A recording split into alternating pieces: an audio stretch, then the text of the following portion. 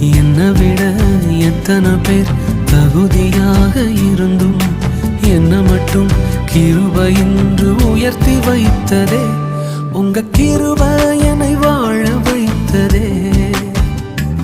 உங்க கிருபை என்னை தூக்கி சுமக்குதே. உங்க கிருபை என்னை வாழ வைத்ததே. உங்க கிருபை என்னை பாட வைத்ததே.